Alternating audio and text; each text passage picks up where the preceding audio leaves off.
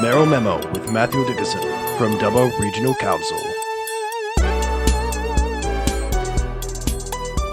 Hello everyone and welcome to this week's edition of the Mayoral Memo. So today we're going to find out why the Governor-General spoke to our Mayor this week. We'll also look at what happened when the councillors toured Jinchilla Gardens. And is a decision about to be made in regards to the Macquarie River Master Plan? Hello there, Matt. How are you? Yeah, very good, thanks. A few things on there that are of great interest, I think. I think so too. I know some of the things we're going to talk about, but I always get a bit intrigued by exactly how the conversation's going to go and where it's going to head today. Excellent. Yes, well, I think there's a lot to be spoken about today, I suggest, in regards to it. But I'd like to start off today in regards to your Mayoral Memo this week. I actually found that quite interesting. Yeah. It's an interesting little thing here, I think, in regards to anyone who takes on a role in our community of a level of importance. There is this sense of the fact that you're always going to be in that position, aren't you? 24/7 almost, it feels like. That you're walking down the street, you can't really sort of do that on a normal Sunday afternoon. If someone comes and asks you a question in regards to whatever, that you've always got to feel as though you've got to be a bit alert on this in the sense that you're always wearing that mayoral hat. So I was interested in regards to what you're alluding to in regards to that this week with your Mayoral Memo. So let's start with that. Yeah, sure. It is actually interesting, and I learnt the lesson very early in my council career.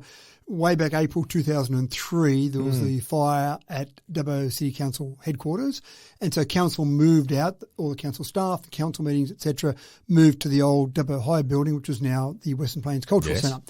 And so I got elected back in March 2004. They were still meeting there, so we were actually meeting in classrooms. It was a bit strange, sitting almost at a school desk, having council meetings, very serious council meetings, sitting at a school desk. But it was only a couple of months in, it was May 2004, and one of the councillors was asking the mayor of the day about a few things, and he was just trying to get him to a point where he wanted him to say a certain thing. And it talked about the fact of, is your role something that you do 9 to 5? Is your role something you're doing 24/7, 365 days of the year? When does your mayoral role stop and when does it start? Right. And of course the mayor of the day said, well, I'm the mayor all the time. There's nighttime functions. There's a whole range of things that I do. So it really is the fact that I'm the mayor all the time. Where this particular councillor was trying to go was he wasn't happy with some comments that the mayor had made about an airline. It's one of those leading questions. It was a leading question. Yeah. Absolutely right. So then once he said, yes, he's the mayor all day, every day, then this councillor said, well, why were you saying this about this particular airline? So basically it was a bit of a setup from the councillor. The old gotcha moment. Yeah, that's right. But what I learned from that at the time was, yeah, wow, that the mayor of the day, and probably councillors as well, really have to be aware of the fact that everything they say, they're saying with that hat on. It's almost impossible, I would say, for a councillor or a mayor to say, well, I'll just take off my councillor hat or my mayoral hat for a minute, and this is my opinion as an individual, because that's never going to be reported that way. People aren't going to think of it that way. They're just going to say, Councillor Billy Bloggs or Mayor Mary Bloggs said A, B and C. So it really is one of those things that you are aware, you have to be aware of that. And where I was going with the mayoral memo that I wrote this week was a couple of things. Section 226 Part C of the Local Government Act says a few things, but basically one of the things it says is that the mayor is to be the principal spokesperson of the governing body, including representing the views of the council. Now, one of the things that's interesting is I hate the idea when people ring a politician, a person, and a journo rings them and they say, what do you think about this? And they say, no comment. And I just think, well, no, you're in that position. You need to be able to give a comment.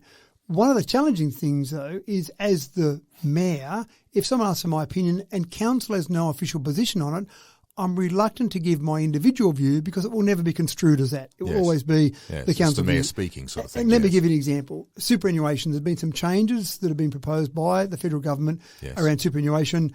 Once you've got over $3 million in your super, then you'll start to pay a higher tax rate. They're talking about maybe 1% of the population across the nation's affected. So that means in Dubbo Regional Council, you've probably got 500 or 600 people that are impacted by that. Yep. The federal government controls superannuation laws. Councils don't. It affects some of our residents, but we have no ability to control that. And at best, we could possibly have a resolution of council that says that we send a letter off to the Prime Minister of the day to say, we don't like this, it's impacting our residents, or this is a great idea, make it $2 million rather than $3 million. But again, do we really want to be meddling in something that's not our business? So if a journo asks me, and I have been asked this exact question, right, yes. what do I think about the superannuation changes? Then I've got my own personal opinion about the superannuation changes. But as soon as I say what I think about that, that looks like an official council position. And if I'm a councillor on Dubbo Regional Council and I suddenly hear the Mayor of Dubbo Regional Council talking about superannuation changes, and that opinion might be different to that council's opinion, they say, well, who gave you the authority to start saying that? There's no council resolution on the books.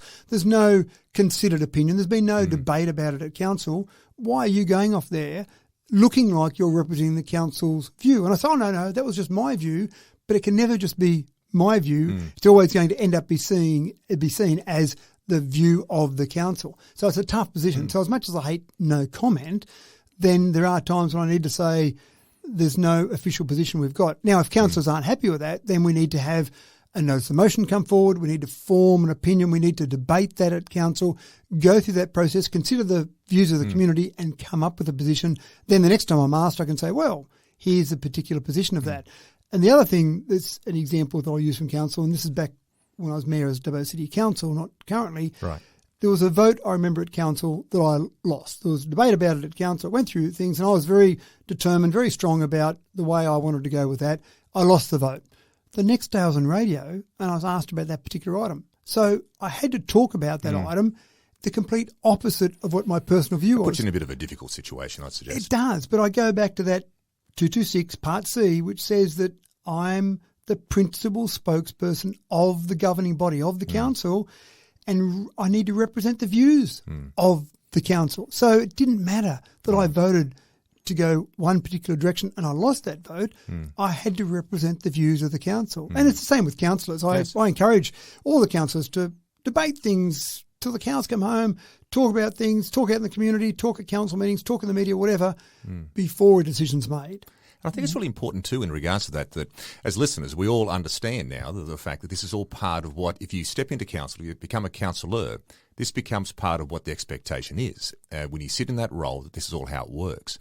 So therefore, any public comments can always be perceived as that's what your role is, as opposed to the person in who you are as a person, I suggest. And there's that fine line. So before a decision's made of council, I say, I love councillors out there talking to the media, talking to friends, social media, whatever you want, about your opinion. Once the decision's made, that's when you have to accept the decision. You have to accept the democratic process. We've argued till the cows come home. We've had a group of duly elected councillors sitting around a room debating it, and then there's a vote.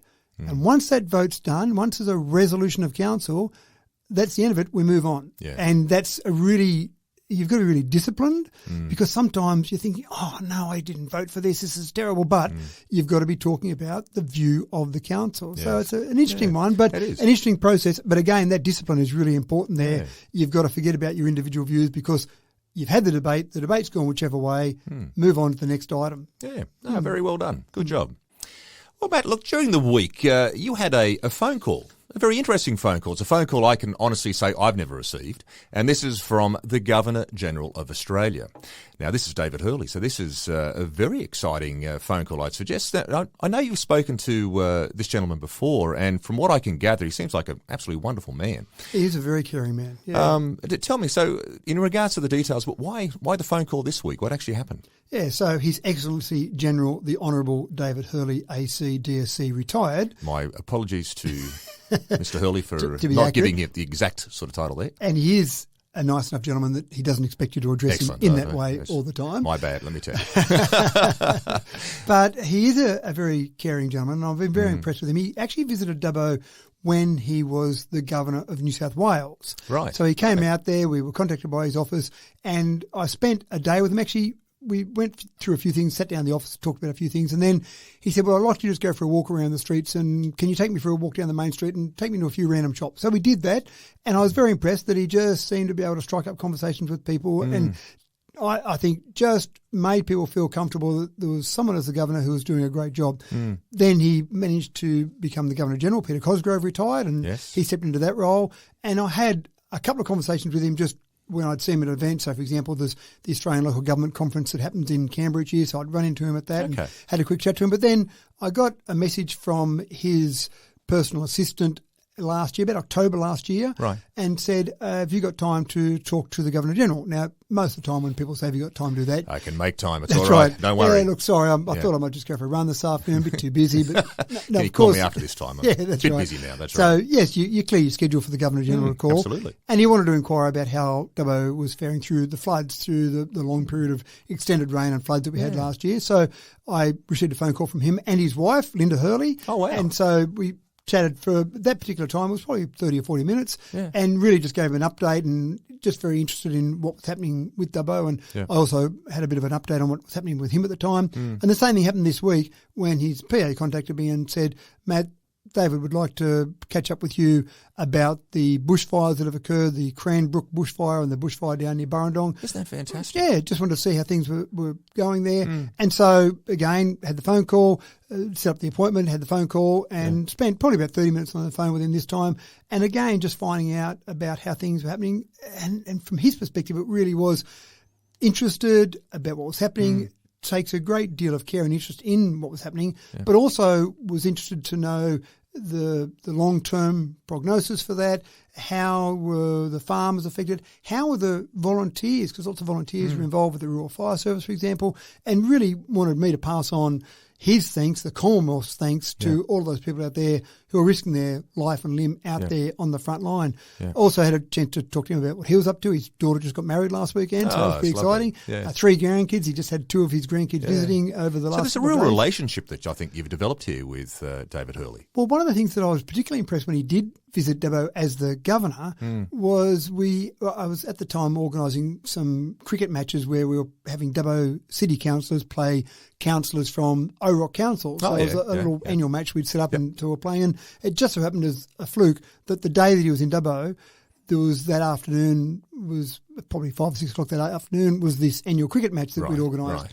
And I said to him, look, while you're in town, would you like to come down and play a bit of cricket? And he said, oh, look, I might come down. And I didn't think he'd actually turn up. But sure enough, we got down there and he's turned up and, it's fantastic. So we quickly cleared a spot in the team for him, sent him in to bat. And Jeff, you're out of the open. that's right. The GG is filling in for you. That's right. And he went out and he was quite impressive. And I talked to some of his staff that were there and I said, wow, he actually hits the ball fairly well. And he said, oh, well, look, he won't talk about this much, but he used to play first grade and in grade cricket in a local competition.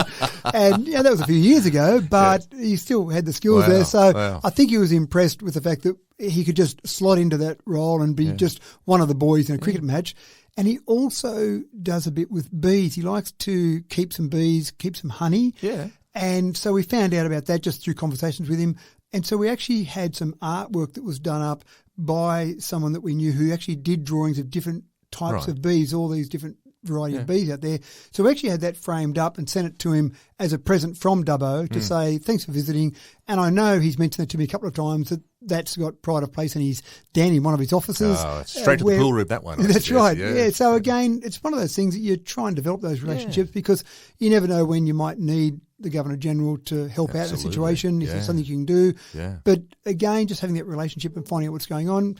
Talked about some visits he's got coming up to Vietnam to continue those international relationships as much as I really focus on local relationships, whether it be council to Governor-General or even I sit down with each councillor each month and just have an hour chat over a coffee about nothing in particular.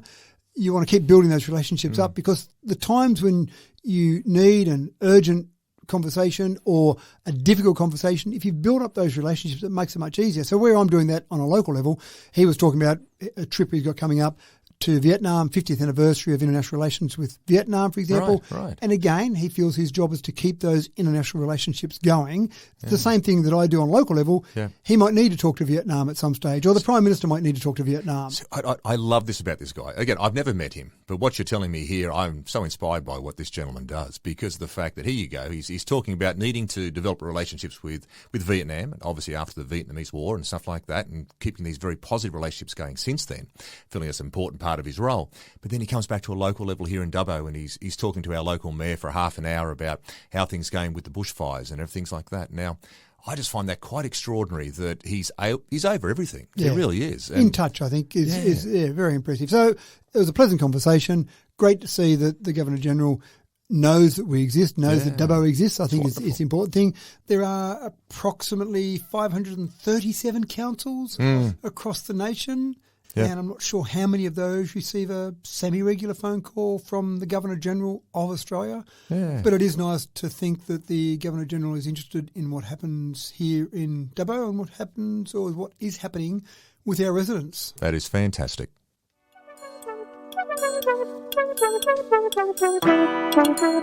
Now, speaking of relationships, you got a chance during the week to meet this guy by the name of Brenton Charlton. Now, Brenton Charlton, for anyone who may not know him, like myself up until right now, is the new VRA Commissioner. Now, the VRA Commissioner, of course, would be the, let me get this right, the Volunteer Rescue Association, VRA, is that right? Yeah, excellent. There you go. The memory's starting to come back beautifully on that one. So you got a chance to meet him. So this is a really interesting part too, because again, it's across in regards to what you do as the mayor. Again, developing these relationships with these very important people.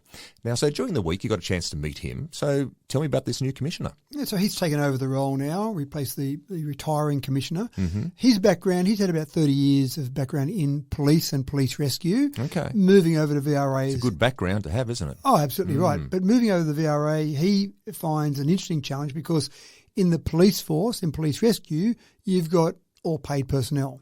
In the VRA, the Volunteer Rescue Association gives it away a little bit. Yes. Mostly made up of volunteers. Yes. So he's got a different challenge in how he deals with that whole group. But it was really just a chance to hear what his plans are, hear about things that are happening with the VRA. Dubbo is very important for the VRA. His office is in Homebush. Right. But in terms of Dubbo is an important part in the overall picture because the VRA focuses on regional areas. Sometimes in Sydney, you've really got police rescue to do a lot of the work down there, but in regional areas, there isn't the same level of police support, so you rely on the Volunteer Rescue Association. It actually started as a result of that. Max Walters, who some people may remember in Dubbo. Yes. He, and he's passed away now, Max, but his wife, Roz, I still see her at various functions. Right. But Max was instrumental in getting the VRA started here in Dubbo. And there's a bit of debate about that, and we did have a bit of a discussion about that with the new commissioner, because he is firmly of the belief, and he's got the paperwork to prove it, that the police force in 1972 started up VRA to try and help out regional areas. And I think that is probably true, but if you talk to locals, they'll talk about the fact that Max Walters and some local people were real drivers behind the VRA, and that goes back to about 69. The locals believe that Max really started to push this whole concept. Yes. Now, I think the truth is probably a combination of, I think it probably ended up being people like Max and some locals who said, we really need this, and they pushed it and tried to do some things at a local level, and then the police force probably came along and said, we need to formalise this, and in 72 they probably formalised what had already been started. Which would make more sense, I think. Yeah, that's right. But again, you've got a commissioner there. There are probably 8 or 9 full-time staff across the whole VRA, the commissioner being one of them, and that seems fair enough. You've got a commissioner who's got to manage a whole range of assets, physical assets. We're talking about vehicles and buildings. You've also got someone who's got to manage a whole bunch of volunteer staff. So you've got a fairly big job for someone to do. So I wouldn't expect that position to be a voluntary position, and it's not. That's paid. And there are staff that work for Brenton and work in different areas. But again, only 8 or 9 across the whole state to run the entire Volunteer Rescue Association. They're such an integral part of the whole big picture scheme of things, aren't they? You know, when it comes to, you've got your fire, the police, the ambulance, but the volunteer, the VRAs are such an important part of that as well, aren't they? So did the Commissioner come out here this week to meet and greet, or was there a particular purpose he came out for? Or? Yeah, he did have a particular purpose, but I'll go back one step there. One of the things I think that's really important for the Commissioner, and I think Brenton's background will lend itself to this, is you've got those different agencies. You've mentioned a few of them there. Yeah. You've also got the SES, the State Emergency Service. Yes. You've got all these different agencies that, depending on the type of emergency, you've got different things they might need to do and different lead agencies, but you want to be able to rely on each other, and they've all got different specialties. So depending on what is actually happening, you might need different people to come in. And I saw an example. We talked last week that I went out to the Fire Control Centre, and one of the examples that I saw there, which gives you that nuance of differences there, is that the Rural Fire Service was out fighting fires at Cranbrook and down near Burrendong.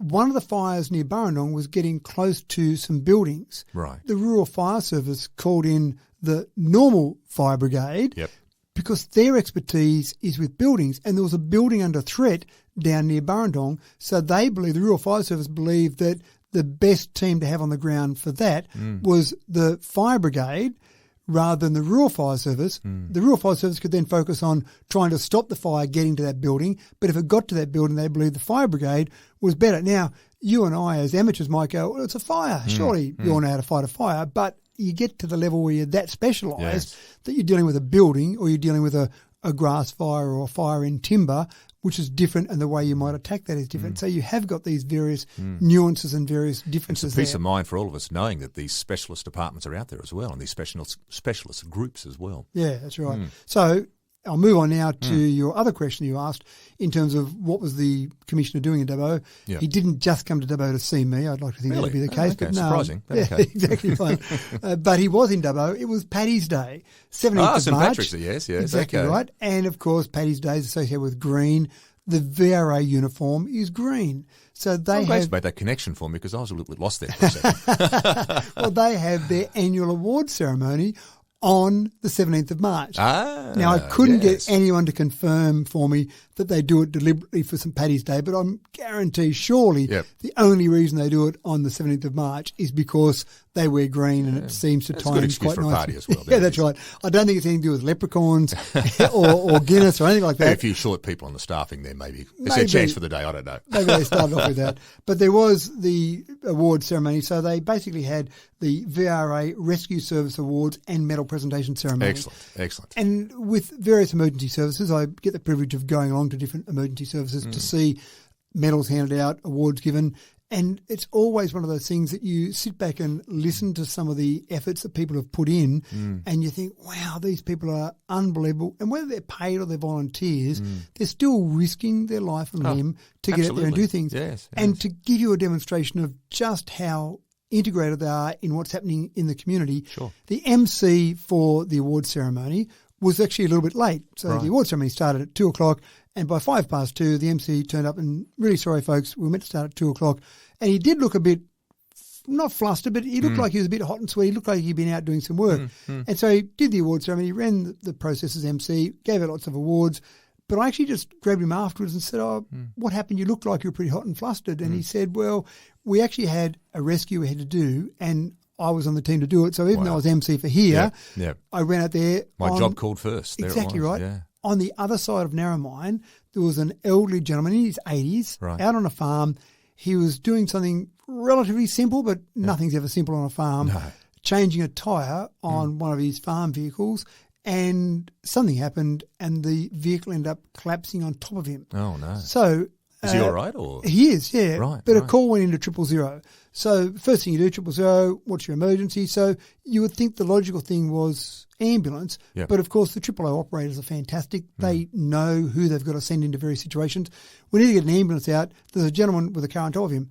But the ambulance aren't set up to get a car off someone before they can start to treat that person. So of course VRA, their specialty is when it comes to rescues, in particular with cars. Yep. So, of course, the call goes into the ambulance, the call goes into the VRA. Yep. This gentleman told me that he and the VRA team arrived on site before the ambulance. Wow, first on scene as well. First on scene. Now, that makes it pretty tough because you've got you a don't know what gentleman you're going to there. confront. Yeah. Well, it's not just a matter of let's extract this person from underneath the car. You've actually got to deal with the human. Yeah. Is he alive? Is he alive? What do we do? How do we treat him? Is it going to cause a problem when we lift this car? The ambulance aren't here. Do we sit around, twiddle our thumbs and say, sorry, Jimmy, we know there's a car on top of you, but we'll get it off soon? Yeah. No. So they've got to actually treat the individual as well as extract him from the car. Now they jacked the car up, extracted him from the car, treated him, and then the ambulance turned up not long after that and obviously took over. It took them several hours to stabilise him before they could actually transport him, and away he went. Now, what I was told by the VRA person was that he'll be okay. He probably won't use that arm or shoulder for a long time, if at all, where the car was actually sitting on top of him. But he's okay. But again, this is the sort of thing. And next thing you know, the guy comes in and he's MC for an award ceremony. It's a wonderful sort of story, though, isn't it? Sort of show what these guys do. And the point that was made at the award ceremony was that some of those awards they gave out in the day for long service. And it's not as if, you've been in here for 20 years, Mark, we'll give you an award. The the point that was made was that these long service awards are only given out to people that have had sustained and significant achievement. So just being in the VRA for 20 years is not enough to get a 20-year award. You've got to show that you've given sustained service and it's been significant. You've actually done something in your time there. You haven't just turned up to some training programs and that's it. Yeah. So it is significant. And again, a number of people, and I won't go through all the people that got awards on the day, but a number of people got awards and we heard some of their stories. And again, you're out there doing these things and it's fantastic. And most of these people are volunteers. So they are people out there. It actually makes you feel good about mankind when you hear and see some of these stories about people out there doing some fantastic work to help fellow mankind. And I've said it before and I'll probably say it a lot of times again. If I'm going to be involved in an accident, I'm not planning on it. But if I'm going to be involved in an accident or have an emergency or have a disaster, I don't think there are many better spots in the world than out here because we're so well served by our volunteers, by our emergency personnel, by our different services, and they're all so good at what they do. And it's just incredible the amount of training they do. And many of these people who are volunteers are doing this training in their own time, volunteering. They're not getting paid for doing this.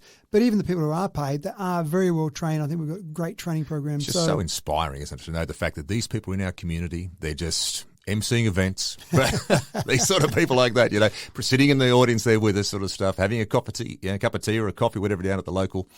And they're out there doing these extraordinary things and just doing it without any need for praise or help or acclamation, but they're just out there doing it, and we're surrounded by them. It really does. It makes us makes our heart feel very warm. It does. And Mark Colton, who's our federal member, obviously he was at the ceremony. He told a funny little story where he said he was at a previous event with the VRA in another town, and he said he was there at the ceremony, and then afterwards they're having a cup of tea. And he said, so there was him and his wife and a number of VRA personnel there. And he said, next thing you know, some beepers started going off. And he said, and we looked around and there was him and his wife left because the beeper goes off. It doesn't matter, they're at an award ceremony, having a cup of tea, whatever. Sorry, beeper's gone. We're out of here. Sorry about that. Got to go. Wow, that's amazing.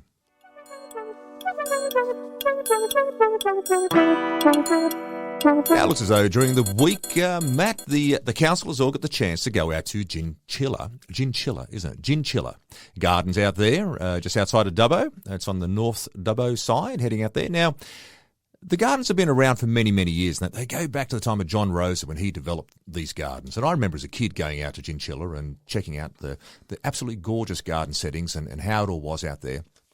John sold all the gardens a number of years ago. Now, over the last few years, I think it's been taken over by one of the Aboriginal corporations in town. I think has taken over the Jinchilla Gardens. Now, you guys went out there just during the week, and I know Councillor Burns was with you, and some pretty cool things happened. So, what went down at Jinchilla? Let us in on the story on the bus. One of the things that I'm very keen, and we've been doing it over the last year, but very keen for our councillors to do, is to get out and see council facilities, but also just see various things that are in the community. So we've been for tours through things like the water treatment plant to understand how that works. You've got so many different council facilities we've been to. For example, in Wellington, the tip down there. It doesn't sound that exciting. That'd have been a great trip. How good would that have been? That's right. Pity I missed that one. But it's those sort of things, just knowing the various facilities. But sometimes we might go for a tour through something different. So, for example, we've been down to Wellington to one of the wind farms down there just to have a look at that. Yes. So understanding what's in our community, understanding all these different things. One of the things I did say to Lewis, who's one of our councillors, and he plays the didgeridoo very well. Right. Yes. I actually said to him months ago, I said, one of the things that I really want to make sure we do, Lewis, is get you to teach the councillors how to play a didgeridoo. Oh, excellent. And he did promise that he'd teach the councillors. He said, I'm not sure if it's success because not everyone's successful, but he said, I'll give them a lesson anyway at the very least. So I talked to him recently. I said, we've got to get that didgeridoo lesson. He said, well, let's do it. But he said, let's do a tour out through Jinchilla and have a look at what's happening out there. Yes. And you're spot on. I'm not sure about if you remember when you were a kid, though. You might be a little bit putting yourself a bit younger there because I think Johnny Rosa actually set up that cafe and function centre out at Jinchilla around 1990s. I'm not sure if you still describe yourself as a kid. Okay. I might have been stretching the as a young adult, that maybe. One. Yeah, a young adult might have been. It seemed like a long time ago. Well, it was a long time ago. 1990 is a long time ago. And I do remember taking my kids out there. I remember being to weddings out there. Yes, and so I thought it was fantastic. Yeah, unfortunately, Johnny Rosa actually said that the GST hit him too hard.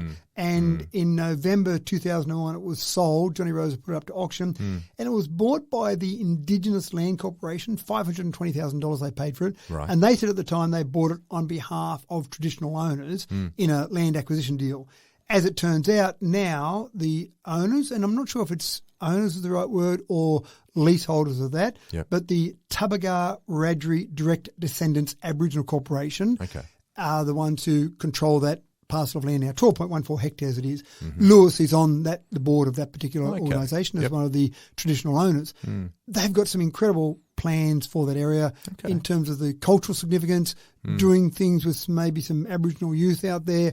But it was good for us to go out there and have a look and just be aware of some of the things that are out there and just really go around and look at the historical significance of that. So Lewis was very keen and excited to show us around there.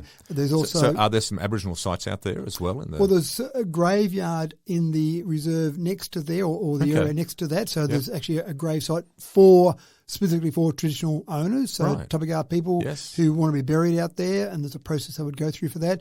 John Rosa did talk about it. There was actually a woman and a young person dug up when he was putting the pond in. So they found some remains for, they estimate maybe a 30 or 40-year-old woman and an approximately 11-year-old person who were dug up there when they were doing that. So there were some artefacts found around there as well. So there's obviously some historical cultural significance there. Yeah, absolutely right. And I think you've also got some of the scar trees there as well. Oh, yes. And they've been moved out to there. There were some that were talked about being used in town, but they've been moved out there, and there'll be an exhibition because we've got one of the museums in Australia that's got some of those scar trees from Dubbo. And again, we want to get them back to be here. And so they'll be on display out there. So all sorts of plans for all sorts of wonderful things to happen out there. Oh, excellent. But that was all fascinating. But we also got to have a didgeridoo lesson. Now, I didn't realise this, and this is my ignorance, but it's not culturally appropriate to teach a female to play a didgeridoo or actually to have a female play a didgeridoo. There's a bit of debate about that, but Lewis said, I'm not comfortable teaching our female councillors, one of whom is his sister. And so that was okay. So we won't teach the females. They can sit around and watch and laugh at how bad we were. But we actually did some didgeridoo playing. Did you manage to get to play it okay in the end? Or we made noises. You made noises. I'm not sure that I would describe it. Although Matt Wright was actually pretty good. The circular breathing. Matt Wright would have done something. He's always number one of these things. He's a very competitive bloke. We spoke about Matty in the past. So the circular breathing was the real trick. So you could make a bit of a noise out of the didgeridoo. Again, it wasn't anywhere near as good as, say, the noise that Lewis would make. But getting the circular breathing, getting so you can have constant noise coming out, that's obviously the trick. And some people that play some musical wind instruments might have already had that technique down pat, but that was the funny part, trying to get us to do that. And Lewis had some tricks there to try and help us do that. But anyway, we've gone through... Great experience, though. It's good fun. That's right. Lewis made up some little didgeridoos for us to basically have and keep and go home and keep practicing there. So I didn't bring it into the studio here today to actually go through and play because I'm not sure that would help our listening audience. Yeah, no, it wouldn't help my ears either, I don't think. But look, it is interesting, and it's one of those things that it does actually build relationships amongst councillors going and doing things like that. I'm glad you raised that. That's one of the points I was just going to talk to you about, is the fact that today we are talking about relationships, and it seems to be a pretty common theme running through our discussions. And this is another example, I'd suggest, as to why these things are so important. You know, if you're going to be there, you're working with these people regularly, you're in communication with these people regularly, I would be thinking the fact that the better the relationship is, when it comes down to those difficult discussions, and again, we've already raised this today, that it's got to be a lot easier then to have those discussions with each other about anything. It doesn't really matter. As if you've got a relationship with a person, it just becomes so much easier to have those discussions. And I think a lot of that comes down to respect. Absolutely. So you can have a relationship with someone, you can have respect. You don't have to agree with them. You don't have to say, well, we must all sing from the same songbook. You can have different opinions, but if you're spending time together and know people a bit more as an individual, find out a bit more about them, even just sitting around trying to play didgeridoo and laughing at how bad we are with each other, those sort of relationships are really important. When it comes to a debate in the council chambers, then it's not a matter of writing off, oh, Mark, you've got no idea what you're talking about. Oh, you're such an idiot. Oh, that stupid thing you're saying there. You're less likely to say that. You're like more a social likely, media post sort of thing almost, isn't it? That's right. You're more likely to listen to what you've got to say and say, well, look, Mark, I do respect you and I've got a good relationship with you. I don't agree with what you're saying there, but here's my point of view. And sometimes out of having respectful conversations, you get a better solution. Yes. As soon as you write something off from someone else because that person's an idiot and they've got no idea what they're talking about, you don't actually open your ears and listen to what they've got to say. So I am a fan of it. I'm a fan of those relationships, but I'm also a fan of our councillors knowing some of the things that are in our community, just being aware of them. I think that's important, and I think people have that respect for you if you do take the time to find out about things that are in our community around us, because when we're making decisions, we need to be considering all of the community, and it's impossible to know about everything, but the more you know about the community, the better decisions you can make. Oh, I agree.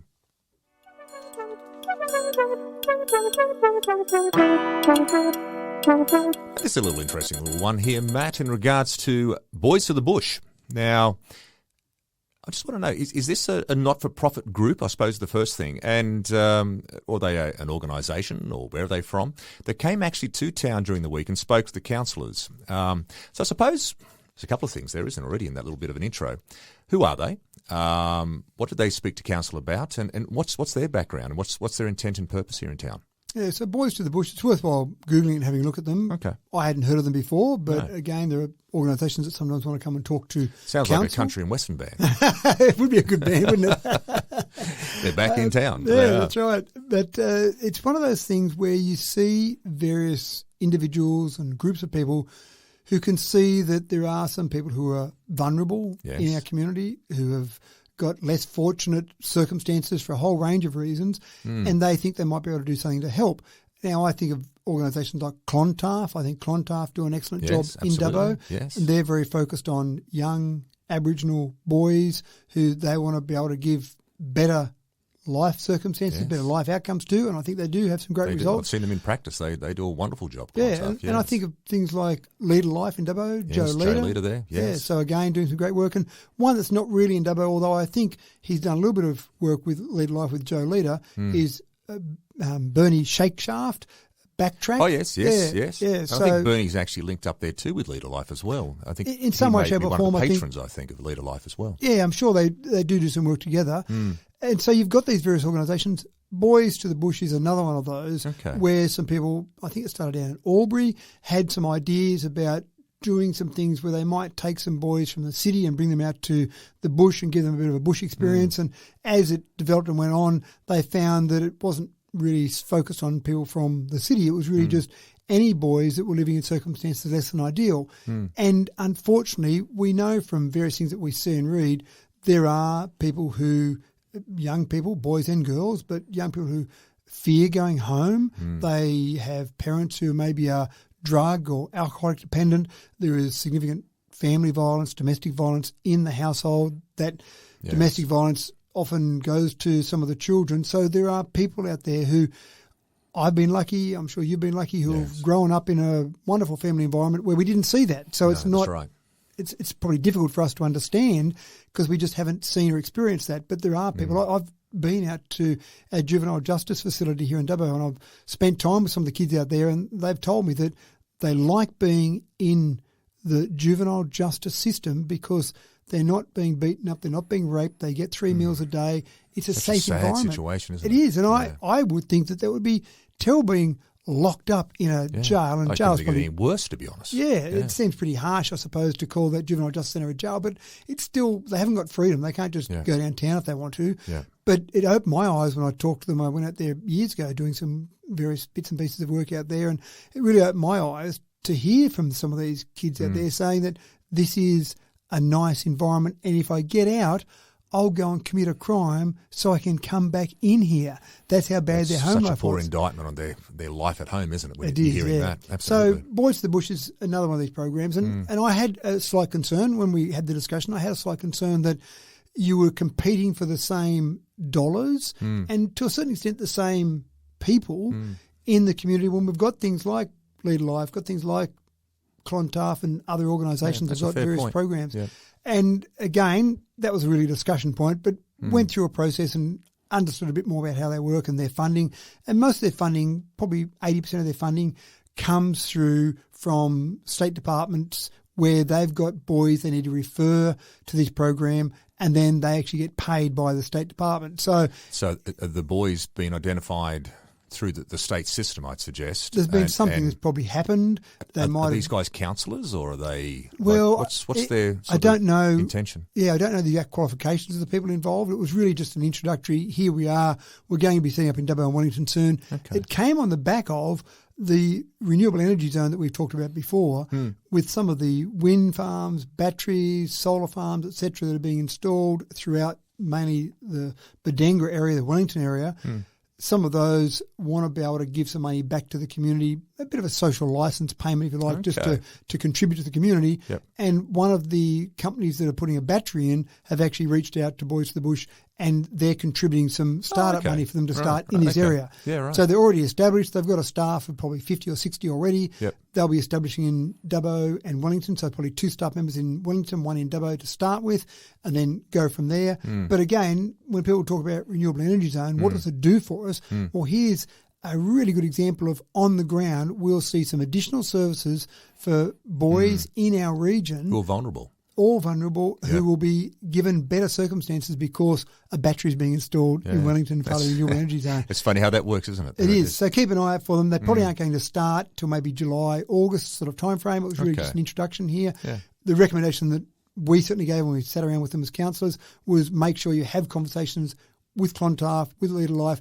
Do your best to work in with them rather than be competing against them. That's a very smart move, I'd say. And that's, I think there's room for all these organisations. There are still vulnerable people out there, but working with them, I think, was a smarter way to go about it. So keep an eye for them. I'm sure you'll see things appear and things that are happening out there in the community with them. It's an exciting new venture.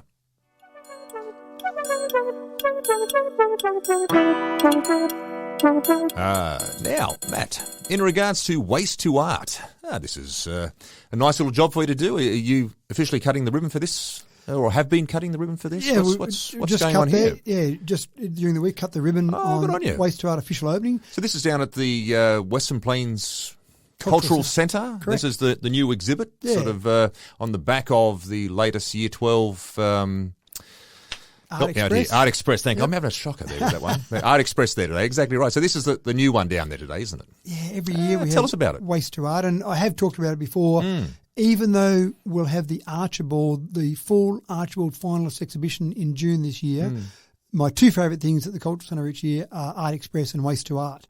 And we've talked about Art Express a little bit before, and obviously there were some interruptions during COVID, but Waste to Art, I love going in and looking at the various things that people have created out of junk. And there's a gentleman who works at council, and I've done or seen him do a bit of work with Dubbo Theatre Company Productions, Al Stanger. Right, yes. I don't want to give too much away, but he has made another incredible piece of artwork that is worthwhile. So we're not talking about kids here now. We're talking about anyone. Anyone can put this in. Kids do go in it. There are categories for kids. There are categories for schools, for example. But anyone can go in it. And every year I'm blown away by what Al creates. And I don't want to build it up too much.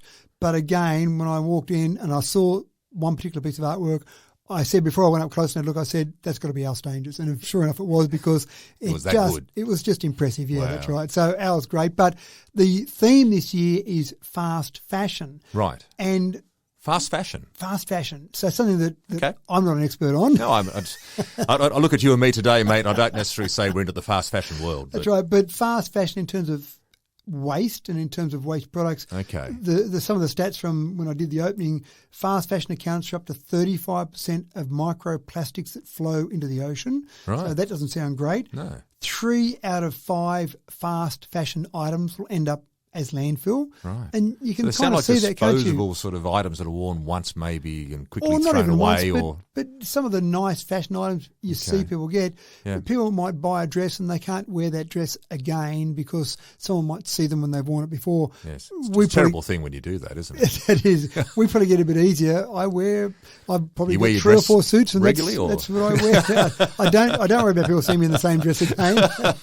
but I've got 3 or 4 suits and I just rotate around those. It's a good thing being a bloke. They don't really sort of question that, do they, too much? Not really, no. That's right. I probably have a selection of ties. Yeah, that's right. But I do rotate around those as well. So that's something that certainly is, you can see that. You can see fashion items ending up in landfill. But even pollution, there's some stats there around how much pollution is created by fast fashion companies, and that pollution could be more than, for example, international aviation and shipping combined. So Really? it's not great for the environment. That's huge, isn't it? Yeah. So taking some of these fast fashion items and then turning them into artworks, I think is really interesting. Seeing how we can use fashion items better, I think makes sense as well. Hey, so tell me, is this Waste to Art exhibit, is this local artists or is it international artists, state artists, Australian artists? Like, who actually is putting in for the exhibit?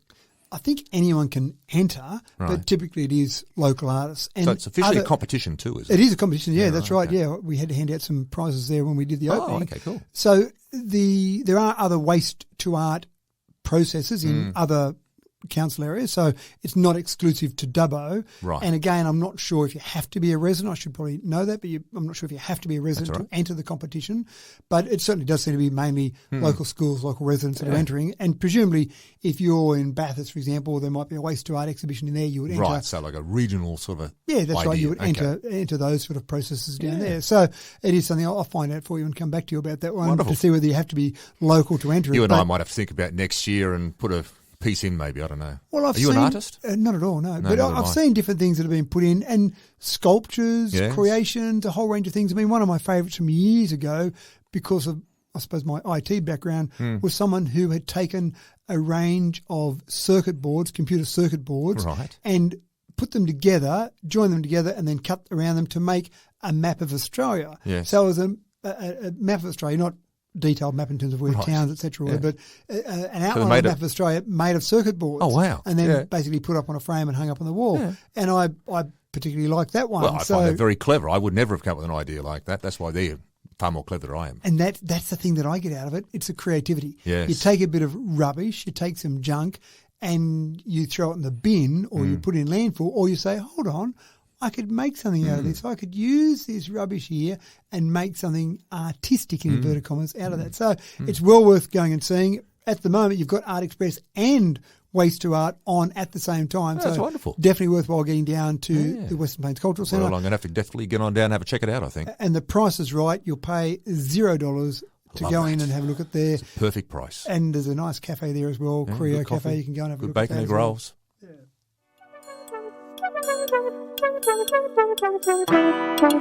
Matt, one of the great things I love about Dubbo is our desire to be involved in so many different community events and so many fundraising activities. I've talked about this in the past, how by nearly every weekend we've got something going on here in town whereby we're raising money for great causes, or we're simply raising awareness of great causes. And, of course, this weekend, the Black Dog Ride. Now, I've got a feeling that you got involved in this. How did you go, Mr. Motorcycle Man? I've never seen you on a motorcycle, by the way. Well, there you go. I haven't done it yet, so we're recording this before the ride starts because this podcast will go live to where when I'm somewhere out the Narromine Road from Dubbo to Ladies and gentlemen, Narromine. if you see a bloke absolutely sweating it out there, you'll know it's Matt. It will be warm, actually. So the Black Dog Ride is a ride that's been going now for 10 years, 10th anniversary this Amazing. year. And Wayne Amor has been one of the main organisers. Terrific bloke, Wayne. Yeah, and so I think they've done fantastic work there. And so they said to me, do you want to come along and be part of it? I said, well, look, I've still got my motorbike licence. I used to race motorbikes. Morris Park was a haunt of mine when I was very young. Oh, yeah, Retd. Okay, Good I old didn't realise. Johnny Robertson, and I think probably Derek Eggford probably would have been bigger at the time, but Johnny Robertson definitely probably was president at the time or very involved in Morris Park. I remember when I was a kid there. And the gun riders, I mean, Max Robertson was a gun rider when we were racing there, and even the Eggford brothers, Stuart, Nigel and Jason, and obviously Jason had a bad accident there, ended up in a wheelchair as a result of that. But they were the gun riders back in my day when I used to race out there. Yep. So when I did get my car licence, I actually went and got my motorbike licence at the same time. Right. Just thought it'd be handy, and I've ridden motorbikes here and there, but I've never worried about owning one. I thought my life was too important to go and buy a motorbike. But I did say in this ride, I said, look, Wayne, if you can organise a motorbike for me, I'm more than happy to do it. So Work, Rest, Play here were good enough to lend me a motorbike. Oh, so good on you, Work, Rest, Play. Yeah, that's right. I've got a Yamaha Tenere 700, which is an adventure bike. I remember back in the old days. They're pretty big, aren't they? Are they a reasonable size? They are a reasonable size, but I remember in the old days, I reckon this is probably the modern version of an old XT500. Back when I was a lot younger, the XT500 was one of those off-road enduro type bikes that you could ride on bitumen and then go off road. And so I think Those ones with the big suspension. Yeah, but still was okay on a road. So it wasn't like I used to race motocross bikes, so they were pure motocross. You couldn't ride them on a road. But these ones are more that sort of enduro type bike, but I think they call them adventure bikes now. Okay. And it's one of those things that, again, I just said whatever bike you've got for me, I'm happy with that. But it's actually been quite nice. I've ridden around the last few days just to make sure I'm comfortable with it, just riding around. So I have been wearing my suit and pulled out my helmet and threw that on, and away I went riding around the streets of Dubbo into various meetings. So you get a bit of a different reaction when you walk into somewhere. I'd like to see a picture of that, actually. Well, I'll get one before I hand the bike back.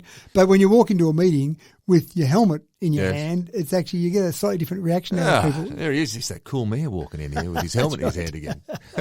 So it's been quite nice getting back on a bike again.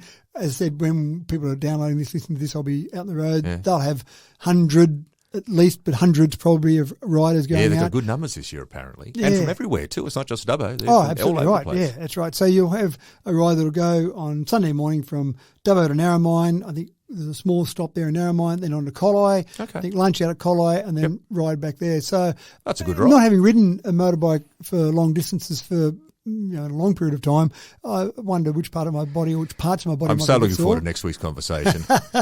Well, I will give you a bit more of an update on it, tell you how many riders we had and all that sort of thing. But look, a big thank you to Work Rest Play here who were kind enough to lend me that bike. And I've also managed to get a lend of a few bits of motorbike gear from friends as well. And you know what? It's such a great cause, isn't it? The Black Dog ride. So do you know much about the Black Dog?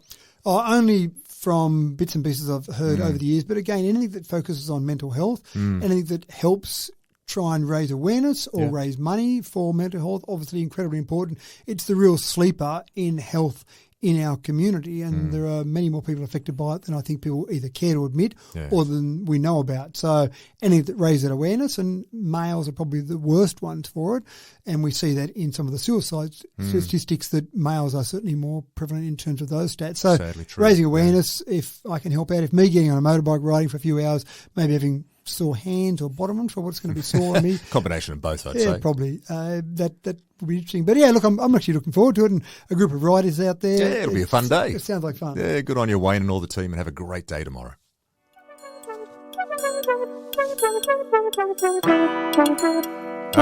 Now, we've talked about this quite a few times in regards to the Macquarie River Master Plan. Now, folks, you've all had your chance to put your thoughts in and to make a decision in regards to what you feel as though the right ideas are for the Macquarie River Master Plan. Here's the thing. This week is D-Day because the decision's about to be made, I think, in regards to the Macquarie River Master Plan. Matt, am I on the right track with this? You are on the right track. This started back in January last year. We had the election and in December 2021. Yes. And I think it was somewhere in the 21st of December 2021 that we were inducted, sworn in as councillors.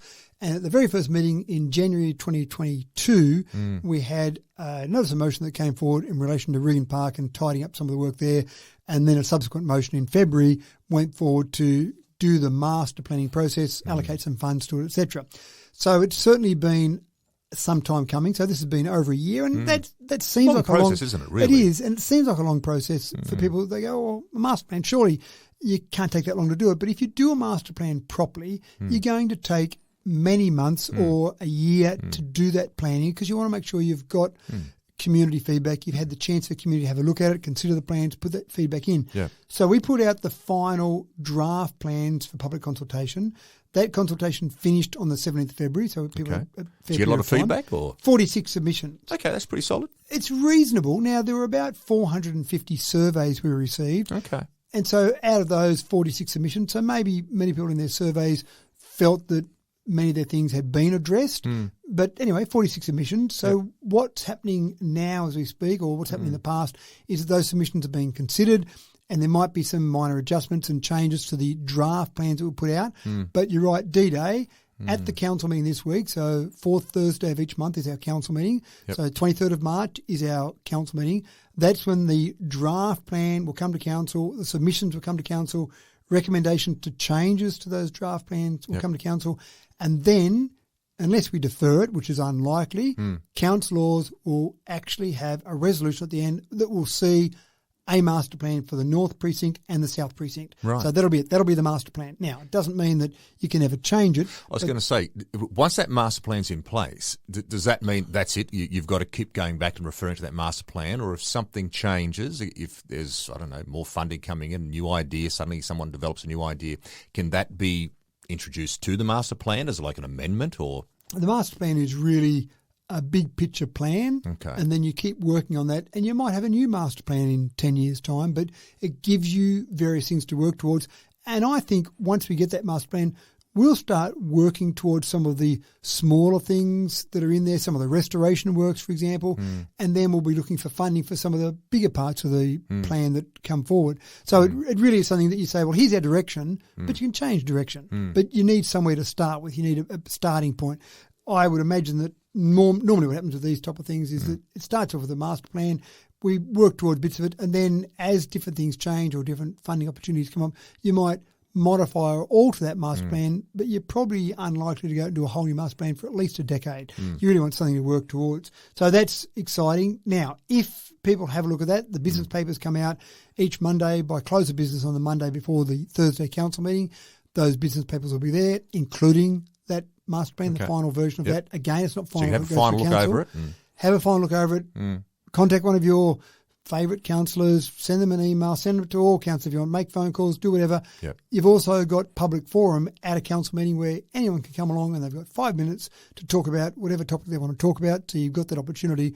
Once it gets to council, I'm sure there'll be some discussion and debate amongst councillors, back and forth. When we do all that, there'll be a final vote for whatever changes, modifications, etc. Sure. There'll be a final vote. Once that happens, there's a resolution of council, and that will then be the master plan. Right. Whether I agree with it or not, after that final vote, that'll be what I'll be going out and talking to the community about and saying, here's our master plan.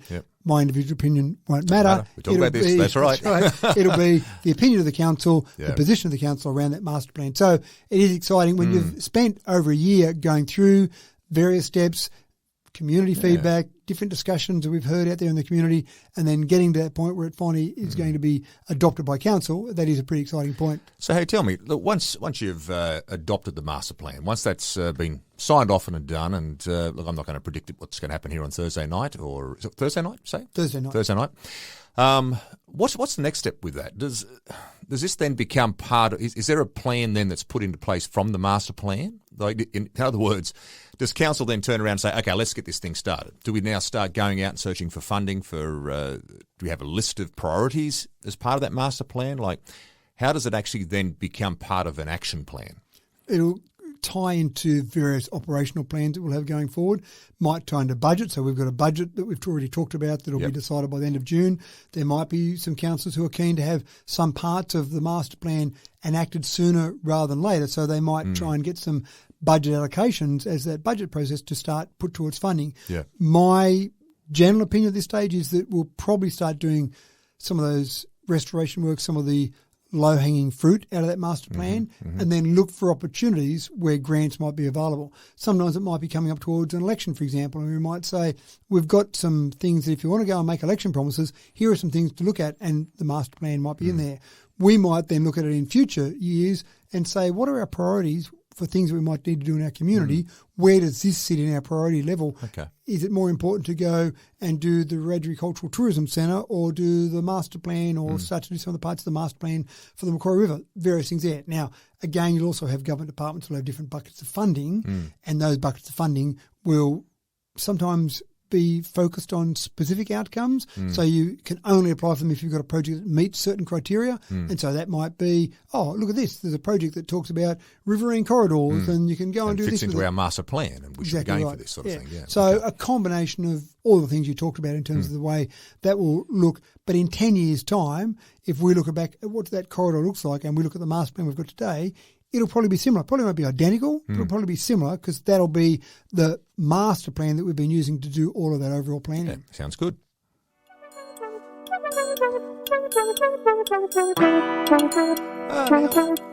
Dubbo Airport. I'd like to talk about this in regards to potentially, I've read there during the week the fact there may be some changes being made in regards to, I suppose, the charges that Dubbo Airport is wanting to impose upon passengers out there. So you want to talk us through this, because there are a few areas here to consider, I suggest. There's right now, I think when a passenger goes out there to go on a plane, there's a charge that the Dubbo Airport imposes on as part of the overall pricing. But there's potentially a discussion around it's going to be based on weight and the passenger. Do you want to clarify this for us, Matt? How does this work, potentially? And not the individual weight of the passenger, just to clarify that there. So if you're 140 kilos, it's okay. You can still get on. At the moment, we charge the airlines when they use the airport. Yep. And the airlines are charged on a per passenger basis, and we do cost recovery of the security screening divided by the number of passengers each airline has. Right. So basically, airlines are paying per passenger. Yep. They obviously pass that charge on to consumers with their airplane tickets. One of the things that's interesting for the way the airport's run and the income stream for the airport is that we might have wear and tear on our runway for planes taking off and landing, but those particular aircraft might only have a few people in them. So you might find a Q400 that's capable of having 72 passengers on it. It might land with 10 passengers. We don't generate a lot of income from those 10 passengers, but there's more wear and tear put on the runway from that heavier plane. A Q400's over 20 tonnes, for example. So one of the ways we're looking at, and again, this is something that will be going to Council on Thursday, so I'm talking about it now, because if people have got an opinion or a thought on this, then certainly, without a doubt, have a read through the business papers, contact a councillor, come along to speak at public forum. But the plan is to say, let's charge aircraft on weight and then reduce the per passenger fee. So instead of paying a certain amount for a passenger, again, doesn't matter how many are on a plane, you'll pay a certain amount for the plane, which better reflects the wear and tear on a runway, and then a certain amount per passenger as well. I'm not convinced it will be the best way going forward. It's a proposal that's been put up by our staff. We'll look at it, we'll debate it, we'll discuss it at Council on Thursday night, and then go forward if we need to with that. And it might not go somewhere, it might. But I'd recommend to the community to have a look through our business papers and just see what your thoughts are there. We don't want it ultimately to cost passengers more money, because obviously those which would be obviously the listeners' concerns, I'd suggest right now. Is this like I think you've outlined it nicely there in regards to potentially the rationale behind the decision.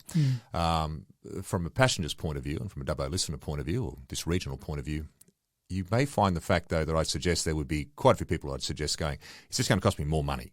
At the end of the day, am I going to have to pay more money to go on a plane? And is that Council's intentions with this? Is that part of what their thoughts are? It's probably a more even stream of money coming in, rather than relying on passengers as they go up and down. The aircraft landing and taking off, that's where we get the wear and tear on a runway, which is expensive to replace when we have to replace or repair that. So it probably is a more even stream of funding. In times like COVID, obviously, that had a huge impact on our airport, but the airlines had a huge impact there as well. But they might have been flying in planes with only a few passengers on board. Again, I'm not convinced of it, but it is something that's been put forward. We'll debate it, and I suppose I'm giving my opinion slightly here before a decision of council, but once the decision of council is made, that'll be the decision going forward. But it's worthwhile having a look at. The other part that's up for discussion is charging for parking at the airport. Now, you've got the secure car parking now, which you can pay for. You can park for free in the rest of the airport. One of the things that we have talked about in previous years is whether we should be charging for people to park there at the airport. That's a facility that we've got there. People use that. We've got to build and maintain that car park. Should we be paying or charging people to use that car park, or is just the fact that you're flying mean you're generating enough money for the airport as well? That's one that's been up for discussion. I remember the last council was one thing that we discussed from time to time as well. In fact, we did even bring it forward as a draft idea at one stage, and the main complaints we got were from councils from around Dubbo, outside of Dubbo, who said that it's all well and good for people in Dubbo. They could catch a taxi out at the airport or get a friend to drop them off, but a lot of these people were travelling from the region, the Walgets, the Burkes, the Brewarrens, the Cobars, and they had no choice but they'd drive in, leave the car there while they flew to Sydney, and then pick up the car when they came back. So they thought it was unfairly penalising those people who were users of the airport. Again, when you look at how much people might spend on an overall trip when they use a plane, the amount you might charge for parking is probably minimal. But anyway, let's see what people have to say about it. It's a really interesting point of discussion, though, because in making these decisions, you're starting to see, and this is for all the listeners, for all of us to understand the fact, there's so many factors that have got to come in regards to making a final decision. And there's always, I suggest, a lot of emotion can be brought in on this, and particularly when we're talking about costings, and if it's going to cost people more money, then that's a personal factor that will affect people. So therefore, all these decisions have to be weighed up against the economics of scale, what the costing is, how we're going to sort of balance the books in regards to it. If we can't balance the books this way, where are we going to get the money from for this? Because we still have to pay for this. It's still part of what we expect in our community. So I do find this discussion quite interesting because it does give everybody a greater insight in regards to the decision making on Thursdays, not just simply about, oh, we'll turn up, or this is the next motion, let's put it forward. No, yes. There's so much thought's got to be put into it before you go and sit down on Thursday to make your decision. And that's a really valid point. One of the things that many people in the community may not realise is that a lot of these things that come to council, I'd almost say just about everything that comes to council has been through some previous processes. It might have been through a workshop. It might have been through a committee meeting. It might have been through a standing committee meeting, which is one that we talk about that's every second Thursday of each month. Yes. There are other processes that have occurred before it finally gets to a council meeting. And even to a council meeting, councillors get their business papers. They read through those. We make some phone calls to each other. We might talk to some staff, get some further information. We have a briefing where we go through these various things. So when we sit down, we might have spent hours on just one topic before we finally put a hand up. And I've had people say to us, or say to me sometimes, oh, I watched the council meeting and there wasn't much discussion about that really important thing. And then people put up their hand and voted. And I said, well, there'd been hours and hours of discussion before we got to that. And there might have been a few points made on the night, but really, and not that it's, you can't make a decision before you get to the council meeting. It's actually against the Local Government Act. You can't basically arrive at a decision until you get there because you might not have all the information. Something that someone says at the council meeting or public forum might be the final thing that makes your mind up. So you can't make your mind up till you get to that council meeting. But you don't want to turn up and know nothing about a topic. That's right. You need to have done your research. You need to have thought about that. You need to have some discussions with people. Yep, absolutely. All those things that you do. And then you finally get to the council meeting and you go, right, now is when we need to make the decision. The decision, not, we'll think about it a bit further. And again, all those previous discussions, whether it's a workshop or a briefing or all those things, they're all great, but they're not decisions. No. They're literally discussions to help you make a decision. And when people say, oh, yes, we had a workshop about that, something should have happened. No, nothing should have happened from a workshop because there was no council resolution. We're workshopping the ideas and exactly things like right, that. Yeah. And throwing around different ideas and coming up with things. So a lot of these have been discussed well before it gets to council, and then the council is when you need to make the final decision. And some of these things you mean, I can see, gee, both sides of that argument. I don't know about car parking and charging for it. That's good for a revenue and bad for that. So you're going through all those processes, but forget about all that. When you get to the council meeting, you've got to put your hand up one way or the other. Yeah. You cannot, there is no such thing in the Local Government Act as abstaining from a vote when you're talking about a resolution of council. You can abstain from a mayoral vote, but you can't abstain from a normal vote. So you've got to make a commitment there. Absolutely. One way or the other. Well, Matt, we're at that part of the show, the exciting little bit. It's the part I look forward to every hour. That's it. We finish it off with this week with, of course, our Limerick. So, Matt, what have you got for us this week? I'm interested to hear in regards to what Limerick's going to be because there's been a few areas we've focused on today. I can't go past waste to art. Of course you can't. It does seem to be one of the things I do talk about a lot with the Cultural Centre. So my Limerick this week is about waste to art, and it goes like this. There once was an artist so smart, she turned fast fashion waste into art. With colours so bright, they transformed the night and gave old garments a sparkling new heart. Oh, I do love that. You know, it's well done again. Well done. One of those things I suggest, the fact, if I ever put an entry in, or if you or I probably ever put an entry in, I have a feeling our art would be probably waste to waste. Oh dear, I'll use that in future. There it is, exactly. All right, folks, that just about wraps us up for another Merrill Memo. Until next week, everybody, I want you to get out there, enjoy, I suggest, what's going to be a beautiful week. We've got those couple of little hot days there, but the rest of the week's going to be absolutely sensational. Go and enjoy it. Have some fun in our beautiful region. Until next week, take care.